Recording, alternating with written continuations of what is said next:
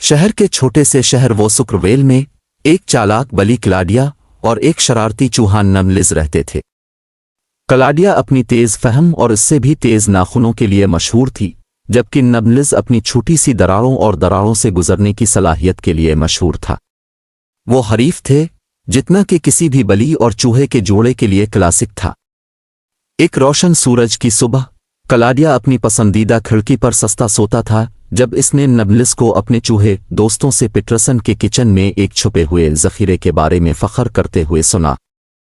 मैं शर्त लगाता हूं कि क्लाडिया भी उसे नहीं विन सकती, नमलिज ने एक शाइस्ता मुस्कुराहट के साथ छेड़ा।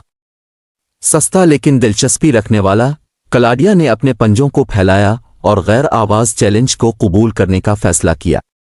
वो खिड़की से नीचे उतर गई, अपने दिमाग में एक मंसूबा बनाते हुए। अगर एक चीज थी जिसे क्लाडिया ने सोने से ज्यादा प्यार किया था, वो ये साबित करना था कि वो आसपास की सबसे चालाक बली है। किचन एक अजीम अलशान इलाका था जिसमें ऊंची काउंटर्स और चालाक कोने थे। निबलिस पहले ही वहां मौजूद था, बेहतरीन चीज सुनचिंग राट की खोज लगा रहा था। इसने नोटिस नहीं किया कि क्लाउडा एक पौधे के पोते के पीछे छपी हुई थी, इसकी दम तवक्को से झपक रही थी। एक ड्रामाई छलांग के साथ क्लाउडा कार्रवाई में आ गई, चीज के करीब काउंटर पर उम्दा तौर पर उतर गई।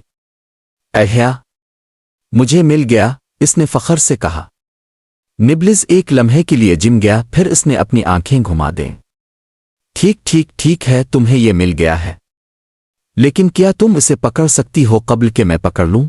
इसने एक साहसी चमक के साथ अपनी आंख में चैलेंज किया। शिकार शुरू हो गई थी। निबलिस चाय की केतली के नीचे और शुक्र की बोतल के गिर्द दौड़ गया, क्लाउडा इसके पीछे थी।